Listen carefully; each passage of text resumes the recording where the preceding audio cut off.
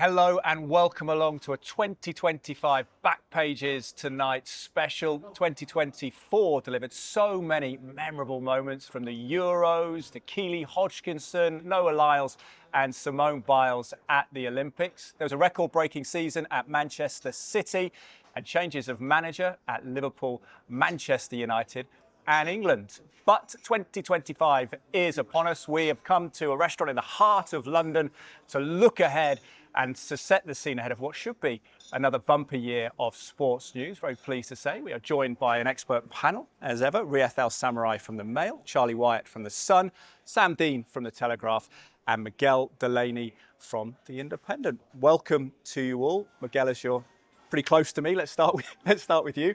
Where should we kick off looking at 2025? Well, I suppose the big one, given it could potentially change the face of football and change the face of the Premier League table, is we might finally have an outcome in the Manchester City case.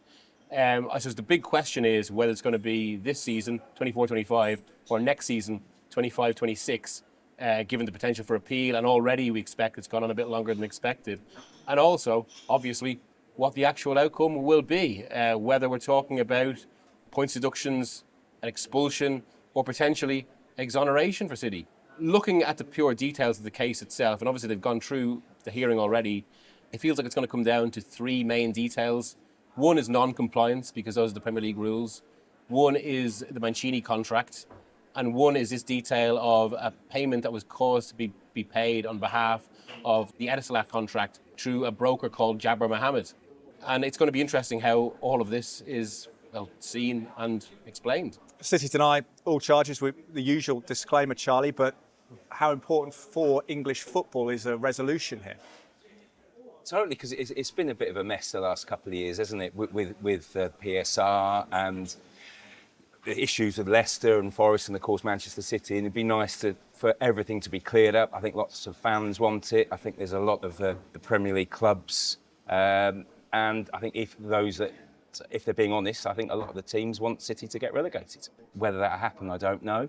But it could be, a huge year for English football and Manchester City. But obviously, Manchester City insists, as they have all along, done nothing wrong. But yeah, as Miguel said, I think it's going to drag into probably next season as well. I think the recent legal battle over the associated party transactions and all the discussion around that and the briefings and counter briefings and people claiming victory on certain things and others saying it's not a victory, and the whole mess of the sort of discussion around it, I'm worried, and I don't know if you guys agree, but this is going to happen all over again, but on a much bigger scale. The only way it's a clear-cut thing is if they get relegated, or at that point City can't claim victory or anything. But you can easily see a scenario in which City come out of this saying, yeah, we've been proven right, we're going to appeal this, and Premier League come out and say, no, we've proven you wrong, you can't appeal, or we're going to counter-appeal, or whatever it is. I just can't see this ending in any kind of clean way anytime soon. Whoever loses, there's going to be an appeal. Yeah. If that verdict then changes, there's going to be another appeal. It's going to ping-pong back and forth. But going to the premise of what you're saying here, this is such a massive moment. It's going to completely define the Pep Guardiola era. Yeah. And you think about that, we've got this parallel discussion of whether or not Pep Guardiola is the greatest manager the Premier League's ever seen. And that is completely contingent on the outcome of this process. There's no doubting he's created this beautiful vision of art in a football club. It's as close to sporting perfection, I think, that you can see that Manchester City team, recent results notwithstanding. But is it built on a lie? But even though most of the allegations centre on a time before he was there, or the early seasons, not the period of success. Well, I suppose the point is, and what a lot of clubs would make, and I know it's been written in the Times, say how the comparisons to rugby cases where you can't detach it so cleanly. Ultimately, what Guardiola has there has been built on what's come before. So that's why it will, I'd say, it potentially can redefine 15 years of Premier League history. And don't forget also, there's a Chelsea case as well.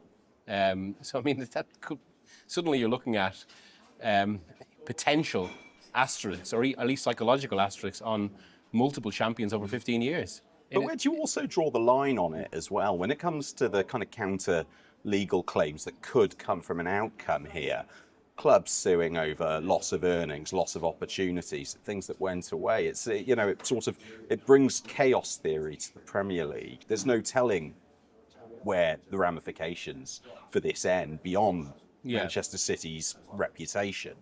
I think you could argue it's the biggest story in English football ever. The way it redefines the past and the way it shapes the future. And I wish I didn't think this, but I increasingly feel the only way that the Premier League can retain its integrity is if City are completely cleared, which sounds odd, but anything else, and as you said, Miguel, the last 10, 15 years becomes with an asterisk on it. And it's Man City won this, and this. Oh yeah, but. The issue with that then, it would be clear in a legal sense, but given the amount of noise, there's and this is what people in the Premier League are talking about as well. If it comes to that, will it clear? I suppose the court of public opinion is. I mean, because that is an aspect of that. And that's already decided. Yeah, the public opinion is already decided. I think we'd all agree. Does the future of the Premier League resolve on some sort of future unity, though, Charlie? Just to wrap this up. I think the other thing we need to remember is I think a lot of football fans are getting tired about this. Yeah, they're tired. While it's an explosive story, they're getting tired about just reading about financial stuff with football clubs. Fans don't want that, and it's a relatively recent thing. Obviously, we've seen it in other countries where the punishment seems to have been a lot quicker. Obviously, I think the situations in the past with clubs like Juventus have probably been obviously very different, but it has been more effective, and it's dragged on. And most supporters I just think they just want it tidied up. I think that's the most important thing. We'll keep across that story, of course, in 2025 on Sky Sports News. Liverpool being the main challengers to Manchester City in recent times in the Premier League. Made a very good start under Arne Slot, but I suppose, Sam, a little bit of uncertainty whirling around three-star players in danger of leaving. How much is the contract situation at Liverpool going to dominate the back pages? Yeah, I mean, it's dominated the back pages for much of the season already, and they've obviously coped with it fine at the time of us recording. And you look at it, and I look at Salah, for example, who's the main talking point, given that he's been the Premier League's best player so far this season. I think Liverpool should be in no rush to offer him anything. He's playing for a new contract. He's playing out of his skin. Keep him on his toes for as long as possible. Give him a 3-year deal now, and he might relax a bit. It seems like a good situation. The Van Dijk one, I think we probably all agree, is perhaps the most clear-cut in that it seems natural for him to stay. He's the club captain. He's clearly playing at a good level, and that physical drop-off of age isn't quite the same for a centre-back as it is for a player like Salah. And Trent Alexander-Arnold, we'll have to wait and see. I don't know what you guys think, but I can't picture him anywhere else but Liverpool. But equally, that clock is ticking now. I think Alexander-Arnold will end up at Real Madrid. Yeah. I think a brilliant opportunity for him, one that he couldn't turn down. And obviously, he's got his mate Jude, who's quite clearly would be happy to have him over there. Agree with Sam about Van Dijk. I think he'll stay. And Salah, his problem is why I think suddenly he's speaking a lot more. I mean, he spoke in November outside the team coach at Southampton, which is the third time he's spoken to the media, the written media, since he's been at Liverpool. So clearly he chose his time to realise that I think he's almost in a bit of a corner, because I think in the past where he's had options like PSG and Barcelona, I don't think they're there now. So it's either, I think, Saudi Arabia or Liverpool. So I think Liverpool know they're in a sort of a stronger position maybe than 2 years ago. And the thing about that as well is, because obviously after they beat Manchester City, he had his second comments, 2 in a week, and the second was, this is my last game against Manchester City, forgetting that there's actually a return match this season. But it already felt the power of those words, like it weren't comparable to what he said after the Southampton game, because it feels like this is obviously a game now. And I think you're right. I don't think the option's there. And it's very clear he wants to stay at the club. If I had to judge on it, I'd say Van Dijk will definitely stay. Salah will probably stay because he'll come to some sort of agreement, and Alexander-Arnold will go. I think it would be absolutely brainless for Liverpool to even consider losing him on a point of policy. I think he's irreplaceable. I think he's proving that he's able to sustain his level. Even if 2 out of those 3 years are at this level, and the third year he just completely flies off the edge of a cliff, it would still be good value for money to have Mo Salah. I don't see any sense in not giving him the contract, but I also would be very cynical about Mo Salah's claim that there hasn't been an offer. That's semantics. We know how these discussions work. Will he meet here? Will he meet there? It's not a piece of paper flat on the table. Do you want to sign this, Mo? So I think he's been a bit selfish in the way he's conducted itself. I would agree with what Jamie Carragher's assessment of that was. It's like, this is going to get resolved, and creating a bit of public pressure isn't really going to be something that moves the needle. Everyone knows what the situation is. We'll keep across the announced at Liverpool, but of course the January transfer window is upon us, which I'm very excited about Sky Sports News as ever. Have to say it was a bit anticlimactic this time last year. I think Lewis Hamilton saved deadline day by moving to Ferrari. But what, Charlie, are we expecting in this window? Spending? Not sure. I think there'll be some, as ever, I think there'll be one or two big surprises. I think just looking at the clubs, how careful they were at the end of August, and how clubs like Newcastle were selling players they didn't really want to sell. I think the bean counters will be in control maybe until the last week or so when there's injuries and stuff like that. Ideally, Arsenal would have a striker still, and I think they'd love that. But ultimately, Gyökeres at Sporting Lisbon, we already know that there's no way he's going to be going in January. I think lots of fans would like to see him coming back to English football. But Amorim has made it clear, as Man United manager, he's not going to be going back to Sporting to sign any players, he stressed, in January. I think that's one which we can rule out, which is a shame, because I'd love to see Gyökeres back in English football. Though I think we probably will be, but it'll be next summer. But in an ideal football fantasy, it'd be great to see him at Arsenal as well, because he's just the player they need.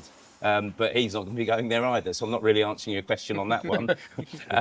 But I think there'll be one or two surprises, but I don't think we're going to see mass spending. The last two windows, so January last year, I think spending was down 700 million compared to the year before, and the summer spending was down about 300, 400 million. In the last 12 months, clubs have been spooked by PSR charges, seeing points deductions, seeing these legal battles we've already talked about. And they're just more careful now, and they're a lot more cautious. So one thing that could be different about this year is that City and Liverpool both have capacity to spend, and City especially, I think we'd all agree, with Rodri out, probably need to do that. But isn't there a really interesting one there? I mean, if you're a player now, given what we've spoken about the hearing, do you go to City this January? There's I want a relegation clause in my contract. Thank you very much. It is a really, and then you look at their own business in the summer, which two major signings they made were one from the City football group structure, and another Gundogan, who Barcelona wanted to get rid of and had been there before. So I think there are so many of these sort of variables for the January window. And I wonder, exactly as you're saying about how PSR has definitely had an effect after the massive expenditure of 2023, whether it is again going to take one big move, someone to push out to actually move things along and create a bit of trickle down. Yeah. Also had new players on the market, haven't we? Brighton, third biggest spenders in Europe last summer. Could we see someone coming from left field to dominate the transfer news? I suppose it's an interesting one there, because Evan Ferguson, who a year ago everyone seemed to want for prices of 100 million, he's potentially available on loan, or at least that's the sort of deal that a club could investigate. And I wonder whether Arsenal will have a look at that. I think they prefer Šeško for the following summer, but as an option maybe to boost their title challenge, maybe Ferguson on loan. It isn't the way these things usually work. Brighton, like a club lower down of lower resources like Brighton, farming off a player they can't use to a title challenger. But it might be one that actually makes sense for all parties. Absolutely. I look forward to the transfer window nonetheless. Let's hope there's big spending and lots of stories. We will take a quick break now. When we come back, we'll continue looking ahead to 2025, including the new look and highly controversial Club World Cup. And the world's most iconic Formula One driver will be behind the wheel of the sport's most iconic car. We'll look ahead to a fresh start for Lewis Hamilton.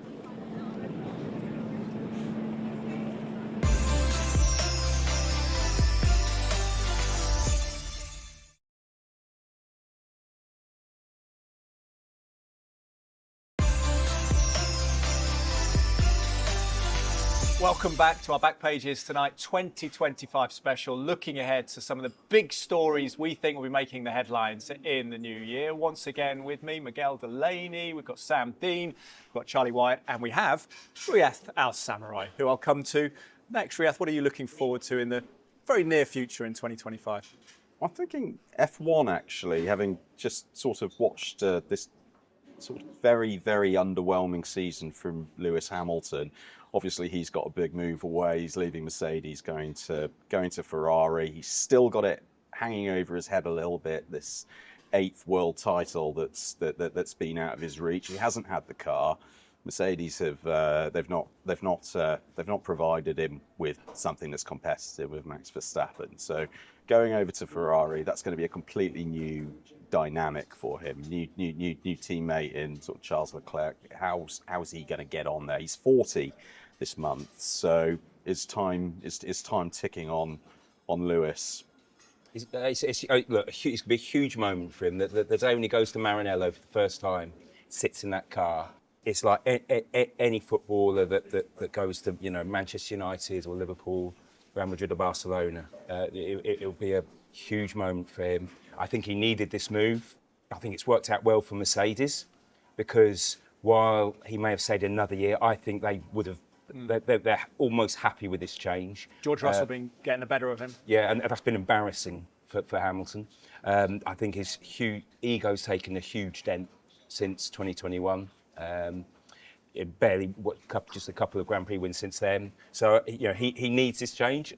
It's a bit of a gamble from Ferrari, because they're going to hope that he can get that edge back. But often we've seen with F1, when you do lose it, it's very difficult to get back. So it's actually going to be an intriguing season. Yeah, looking forward to seeing whether the romance works out or not for Lewis Hamilton at Ferrari. Let's chat football again. And Miguel, come to you on this. The highly controversial Club World Cup. Kick us off on this one. What's the most controversial part? Is it Inter Miami's qualification? Or that's just one aspect that points to, I suppose, just the very strange build-up to this. And really, I suppose, how FIFA have made a bit of a mess with the organisation in terms of the struggles to get broadcasting deals, the struggles to get sponsorships.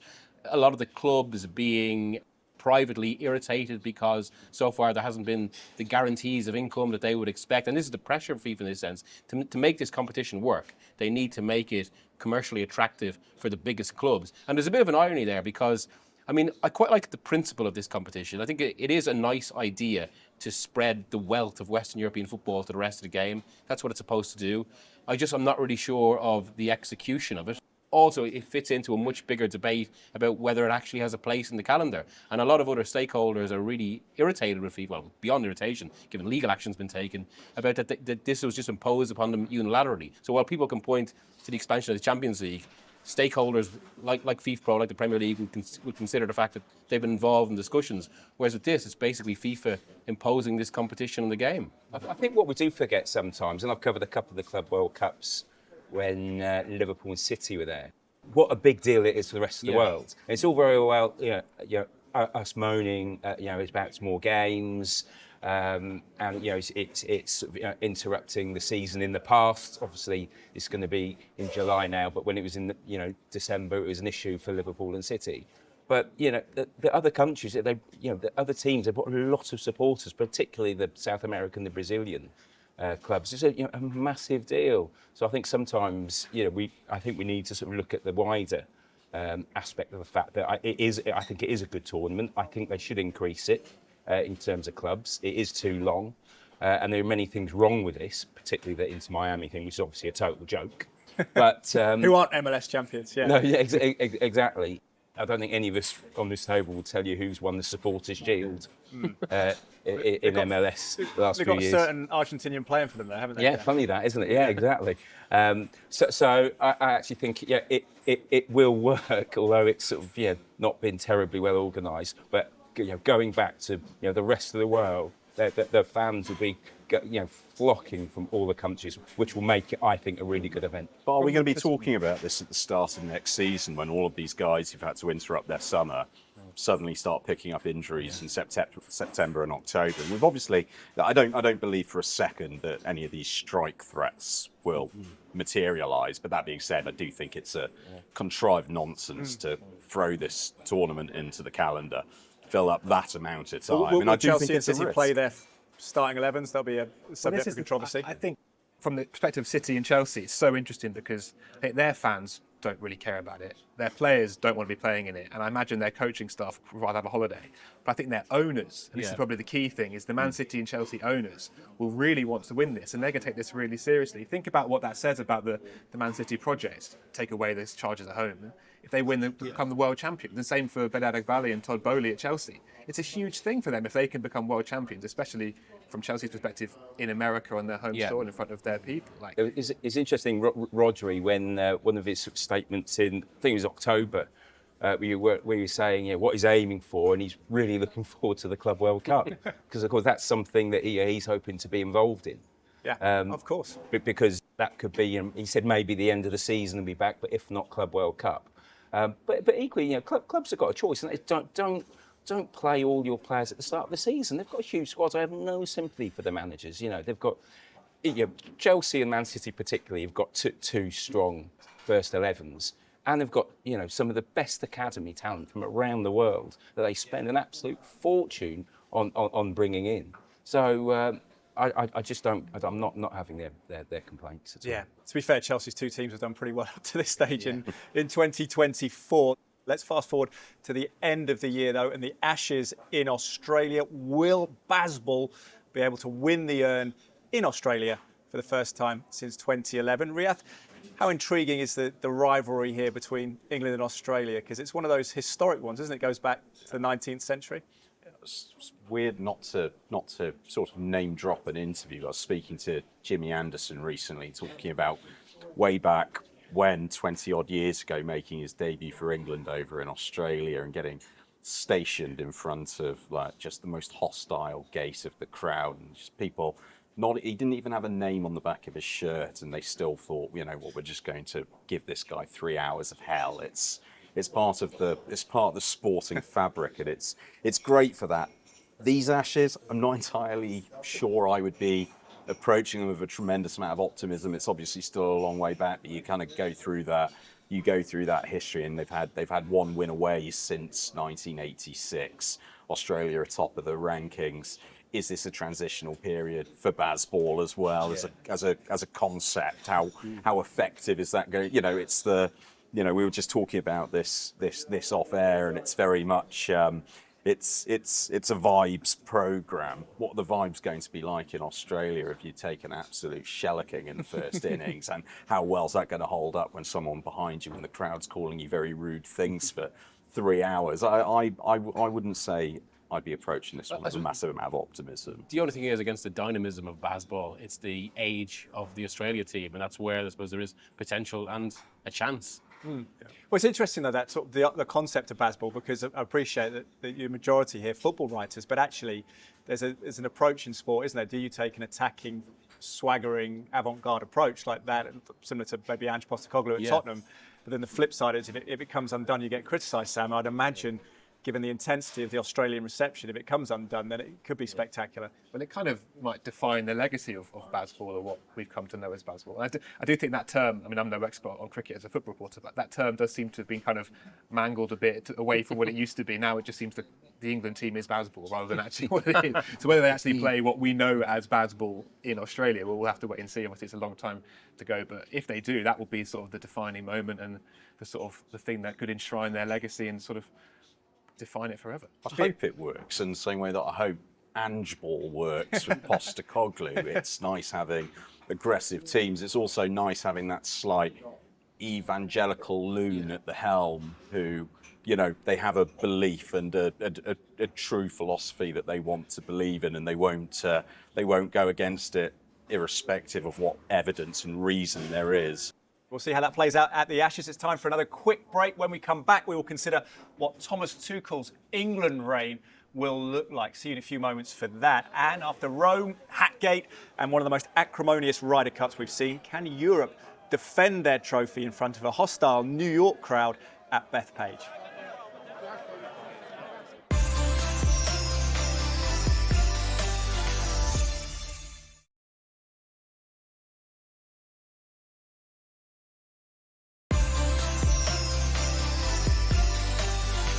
Welcome back to our 2025 Back Pages Tonight special, looking ahead to what could be the big stories of 2025. And Charlie, what have you got for us? This seems pretty significant. Thomas Tuchel, England manager.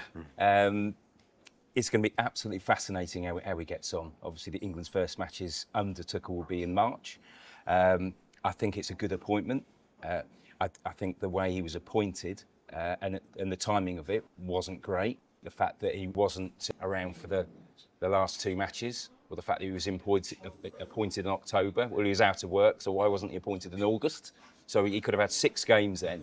So he's got to learn quickly. Obviously, he's been watching the matches, and it's an 18-month road to what we hope will be America, Mexico, and Canada. He's got some huge issues, I think, from Harry Kane in general.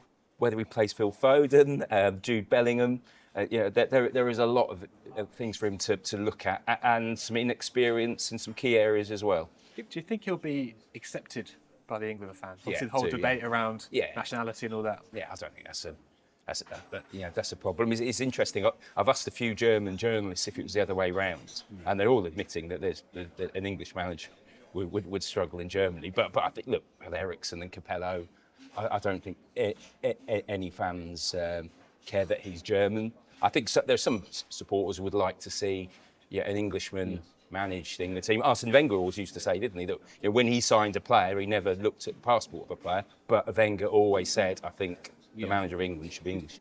There is obviously this bigger debate about whether England at this point should have produced coaches of the quality to take over the international side.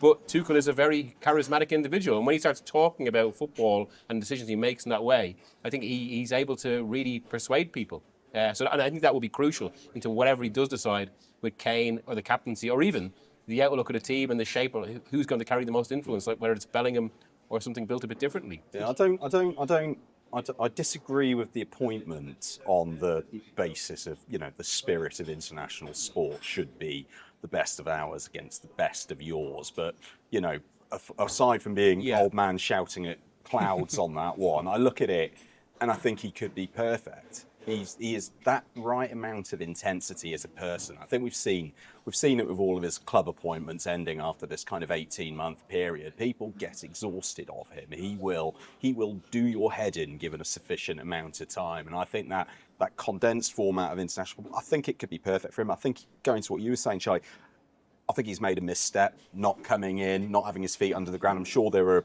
reasons for that, and I wonder if they tie in with the severance from Bayern Munich. But he dare not ever speak about not having enough time with the players when he's taken this tremendously long runway to actually come in and start work. But I find it absolutely fascinating. He's a hired gun. There's no ambiguity about what success is anymore.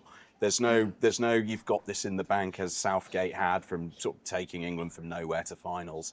He has to win. He has to go out there and win the World Cup. It's probably nice to operate with a clear brief, although one that's incredibly tough. But he's going to need to get more from Jude Bellingham, or more's the point, Jude Bellingham needs to get more from himself. I've heard some of his whinging prior to Christmas, and I'm not having that at all. And it's over to him to actually deliver on his potential.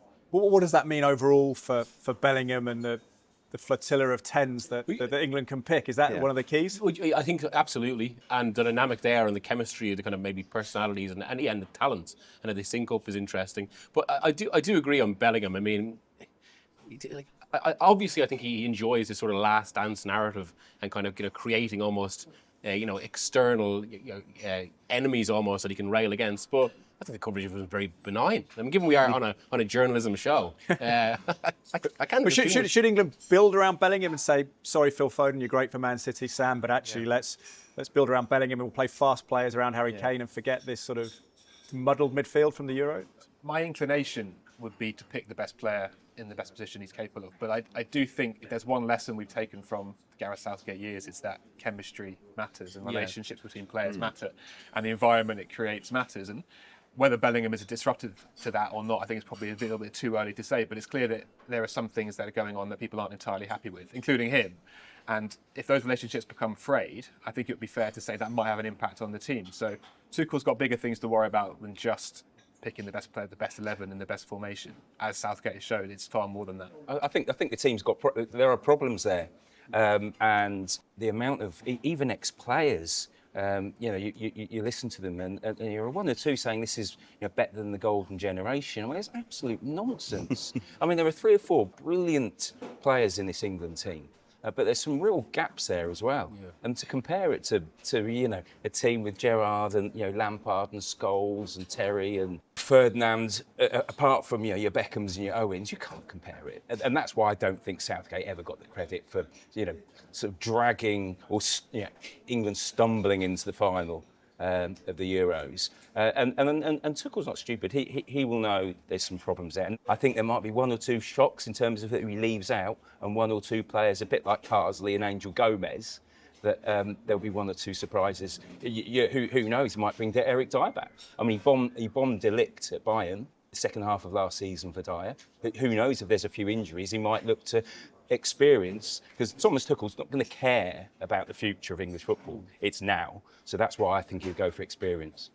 I think defensively it is a huge worry for this England team. It's a huge worry. Left back. And the base midfield, I suppose, as well. Yeah.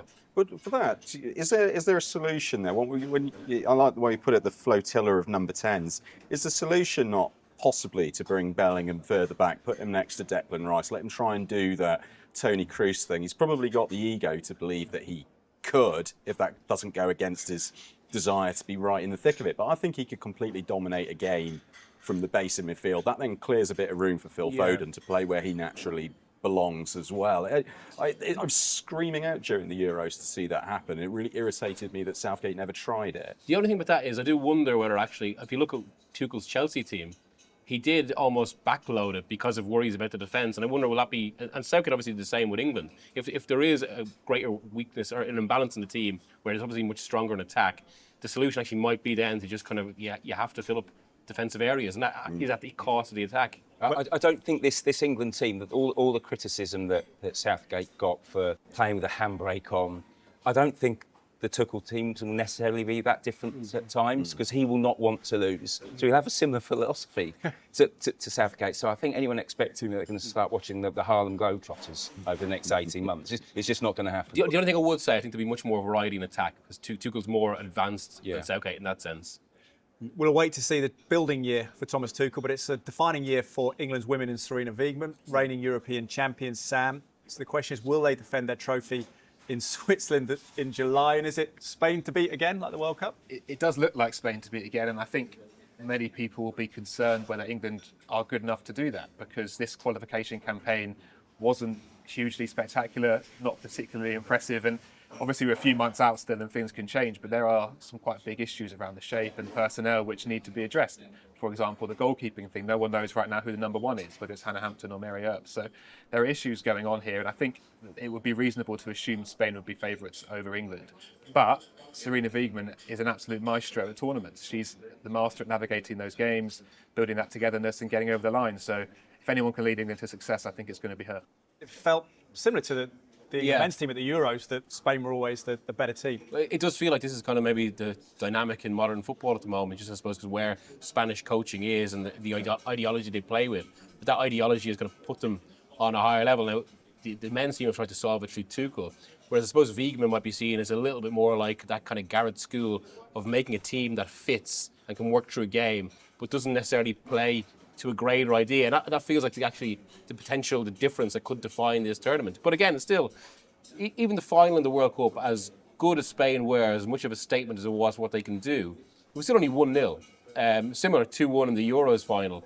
And Wiegmann has proven herself a coach that can adapt and be pragmatic enough to make these differences. But also Spain did have a wobble, losing to the Czech Republic last year.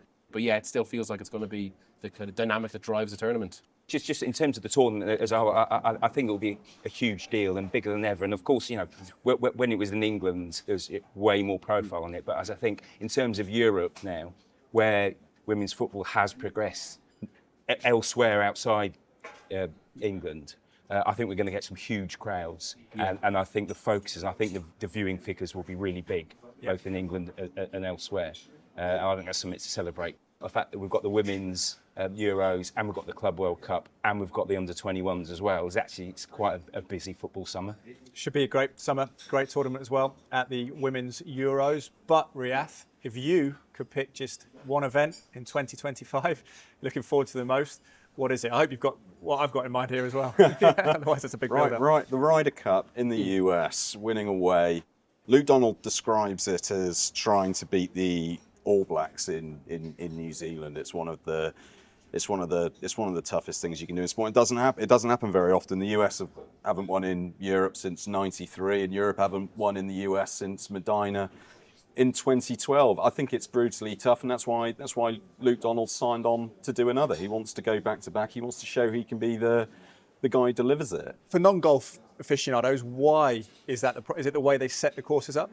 It's difficult with golf because I love the Ryder Cup and I love being there, but sometimes we have this temptation to create an impression of sort of Galatasaray away, but it's not. It's people in slacks and polo shirts. They dress up like the golfers. It's very hard to really create that sense of physical peril when you're around the golf course. It's not a cauldron. But all of that being said, it was, because it's such an intimate atmosphere and people are so close to you, and the effect of someone heckling you when you're on a backswing, and that's what happens all of the time in the Ryder Cup. That does make it very difficult. I remember being in Rome and everyone's following Patrick Cantlay around, and it's sort of 40,000 people stampeding after him, waving baseball caps at him, because of course it was the suggestion that he was not wearing a baseball cap in protest at not being paid. It looks like they've got their way on that, but it was whipped round for Patrick and just taunting him. And again, I suppose if you've played at the Bombonera or somewhere like that, you're thinking, well, I think I might be able to withstand it. But some of these golfers find it a little bit tougher. But that home field advantage is so decisive in the Ryder Cup. But I actually think Europe have got a great chance here, because the US have done everything they can to mess it up. Until just a couple of months ago, they still seemed to believe Tiger Woods was going to be their captain. It was never going to happen. He led them up the garden path of, yeah, guys, I might do it, but most likely I won't. They gave the job to Keegan Bradley on the back of never having sounded him out, made a phone call to him. Keegan, would you even be interested in this? And Keegan Bradley's still very likely to qualify in his own right as a player.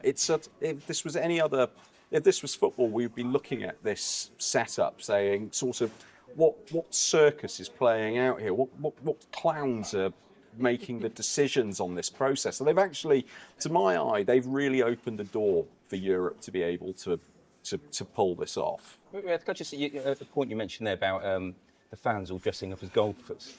Well, why did he do that? Because people go to Ashes aren't all dressed as cricketers, are they? I don't. Football fans don't dress up in this, training gear. I can never quite work that out. It's not very distinctive style either, golfers. Look, I'm not going to come on this show and be a hypocrite. Sometimes I like a pair of slacks and polo shirts.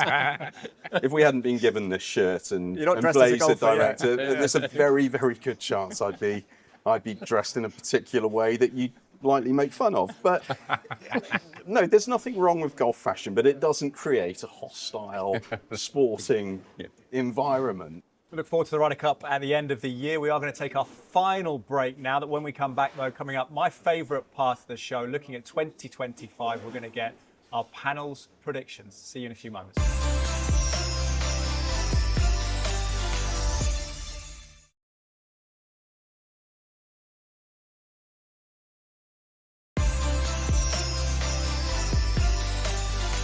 Welcome back to the final part of our 2025 Back Pages Tonight special. This is the part when we get down to business and put our panel on the line. Let's start with the one thing you think will happen in 2025. Who wants to go first? Yeah, I'll lead us in. I predict that Jose Mourinho will come back to the Premier League. At which point you'll probably ask me to which club, which I don't know which club. It won't be a top 6 club. As a manager, not a fan. As a manager, yeah, in the dugout, he'll be back. It's the greatest footballing show on earth, and he's the greatest footballing showman, I think. And I think he said as well when Man United went to Fenerbahce, he feels that draw, doesn't he? He wants to come back, and he said, when I'm finished here, the first club that wants to call me, I'm ready for it. I think he's got his eye on it. I'm not sure his time in Turkey is going quite as he hoped it would. And I think there'll be a couple of clubs who will fancy the razzmatazz of having Jose Portuguese back. Dave Bassett then to save a club, or what's the last thing for him to do? Well, I think going in at a sort of mid-table or even lower club would be a challenge that would be really interesting to see, and how we could galvanise that and turn it around. Because I think we all agree he's not obviously the force he was in terms of a trophy-winning manager. But I'd love to see what he could do with a mid-table team or an upwardly mobile, lower level team. West Ham or Palace. It strikes me London for obvious reasons with him having a home here. We'd probably get a better chance of luring Mourinho if you Newcastle. Yeah, that has Newcastle. been floated that he quite fancies that. Bobby Robson connection. Yeah. Could that happen? Well, I suppose there's one big factor there, which is Eddie Howe's future. Now, I suppose there's been kind of constant back and forth debate about that, and also Newcastle's own form under Howe. He has been, I suppose, his momentum has been a bit disrupted by what they can spend, but there's been no movement yet, so it still feels like Howe will be there by the end of the season, I think. You know, at some point we all say we would love to see Mourinho back, and I think we mean it. And then he comes back and we get very excited because he starts being a bit rude and the headlines come a little bit easier. And then the reality sets in and we want to see him leave again. And then after a while we want him to come back, and it perpetuates, and he retires and re-retire. And, you know, it's sort of like they say in The Lion King. It's the great circle of life. He should go to Start singing. He should go to the World Cup, Mourinho, I think. That's where he's more suited to I that. agree with that. Yeah. It sounds like a good point to move on from a Mourinho relegation fight and a return. Charlie, what are you looking at will happen? I think Andy Murray and Novak Djokovic will be a brilliant partnership coaching at the Australian Open. I mean, it's quite rare these days that you see a story, drop and you're gobsmacked. And I could not believe that just 3 months after retiring, Andy Murray comes and sort of agrees to coach one of his biggest rivals. You know, the guy that beat Andy in 4 Australian Open finals. Andy got to 5, lost them all, lost 4 of them to Djokovic, and now they're coaching together at Melbourne Park. And I think it's a great, a really wise move by Djokovic. He's obviously coming towards the end of his career. Nadal's retired now. So he's sort of the last one standing, really. Obviously, Federer's no more as well as a player. So I think he feels he wants sort of another pair of eyes. And in terms of, I know some people will think, what can Andy Murray sort of, coach to Djokovic? But it's more than that, and it's judging the opposition as well. And I think providing it does work well in Melbourne, then we're on to the French Open, and then Andy Murray sitting in the in the players' box at Wimbledon Centre Court, Djokovic. I think it's a remarkable sporting story. I really do. I love it, possibly for the thought as well that Andy Murray, one of the most vociferous players who's ever been on a court, and his coaching team would all freely admit this. He's an absolute nightmare. He's a tyrant to the people in his players area. So the idea of Novak Djokovic screaming up at Andy Murray, I find quite enticing. But I love this pairing, and I'll try and steer clear of the fiction of Apollo Creed and Rocky getting together. But it is an absolutely fascinating dynamic, and Murray, who I take any opportunity I can to eulogise about his greatness. For my mind, he's Britain's greatest sportsman. It's a hill I'll die on, but it's the one aspect within his arsenal which was tremendous. He had a brain like almost no other player, where he might not have necessarily had the most zip on his serve, his forehand, his backhand. His tactical brain was absolutely phenomenal. I find it quite heartwarming that Murray is so in love with tennis and the circuit. I mean, how many sportsmen quit a sport after that many years and just give it up forever and say, I don't want to pick a ball again. I don't want to pick up a racket again. I just want to just stop. Lasted 4 months. He's had 4 months and gone, I've got to get back out there. Like he must just absolutely love the competition, the sport, the atmosphere. And that love of tennis apparently trumping someone who he didn't actually like. Yeah, if earlier stories. Exactly, yeah. It's quite heartwarming, I think. So Murray to come back, Mourinho's to come back. What have you got, Miguel? I think that the schedule in football is going to have an effect, and we will see surprise trophy winners. Maybe not quite to a Leicester City level, but given what's happening with Man City and Real Madrid in the Champions League, maybe a surprise Champions League winner. I don't want to go as far as say Villa, but I think there's an opening. Rieth? I'm going to go back to what we were saying earlier about Mo Salah. I think for all of the posturing, perhaps all of the flirting as well. He wants to stay. Liverpool need him to stay. I can't see any possibility of him going. I think all of the rest of it is noise, posturing, negotiating stances and positions. But I can't see him leaving Liverpool. It would be insanity on the part of both parties. Now we want you to get creative and hypothetical. Tell us something you think could happen and why. Miguel, do you want to kick us off? I think someone eventually takes a legal action about a VAR decision or similar. Not necessarily in England, could be in Europe, and that causes chaos. A big VAR decision that influences a tournament or something like that. Yeah.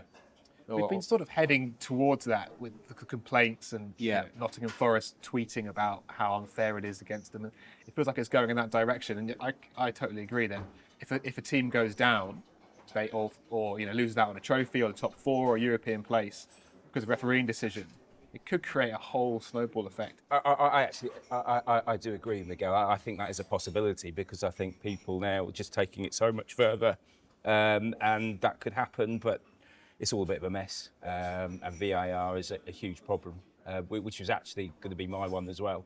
In terms of what I think could happen, that VAR might finally get better, but with the semi-automated. The shambles of the semi-automated linesman that should have happened at the start of this year, then was going to happen halfway through the season. Now they can't get the technology to work. I mean, every other country has been able to get it work. I mean, Italy 2 years ago brought it in halfway through the season. When we're watching Champions League games, we don't think about it, but that will, should be brought in, could be brought in the summer for next season, and then that would mean at least the offside decisions would be a lot quicker, and that would be an improvement, finally. I hate VAR. I hate that they brought it in. It's completely this place where we're at now, and I think you're absolutely spot on, Miguel. There will be a legal challenge to this at some point, and that is everything that's wrong with what's happened with the game. This pursuit of perfection, this trying to eliminate the human element. I can't fathom what sort of level of madness brought us to this place. And obviously the toothpaste is out of the tube now. They're not going to row back on it. But this is the problem that they brought on themselves, and it's what they deserve to happen. I mean, the number of times now where we go and we finish a match and it's a protracted discussion about VAR and it's drawing the lines and it's that horrible silence after a goal scored and we've got to wait for it to go through its sort of 6 circles of hell verification process. It's an absolute nonsense, and it was all so predictable. You go back to when these things were being spoken about. It was you could forecast that this was going to happen, and the legal challenges are just the logical next step of it. If you ask any Ipswich Town fan, and they've not been in the Premier League for 22 years, if you ask any supporter there, what don't you like about the Premier League, it's VAR. If you speak to any Leeds fan now, or Sheffield United, you're back in the Championship, first thing they'll say, there's no VAR. We can enjoy the matches. So pessimistic predictions for 2025 on VAR, but Sam, what do you think could happen?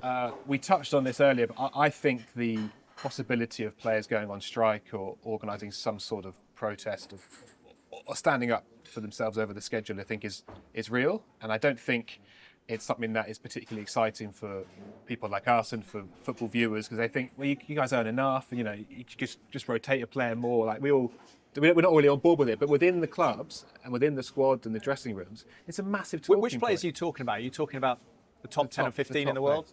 The top players play for the top clubs in Europe and for their national teams. It's the discussion that's going on. We hear from players every week now. It just doesn't really make the headlines because it's kind of boring to a lot of readers, so we don't put it at the top. But players are saying all the time, we are talking about this a lot, it needs to change, it's not good enough. And I think eventually their voices will be heard to some degree. It's the feeling that they basically don't have a say in the sport where they're the primary practitioners, isn't it, basically, Which I suppose why is this escalated. Yeah, I think it's more real than people think. So it could be a seismic note there, player strike for you to finish off and follow that. What have you got for us? What could happen? I'm going to go in with, I think Europe are going to win the Ryder Cup away. I think that the calm and order of Luke Donald is going to overcome the chaos of Keegan Bradley and the Bethpage Black crowd. I bet. What a good note to end on.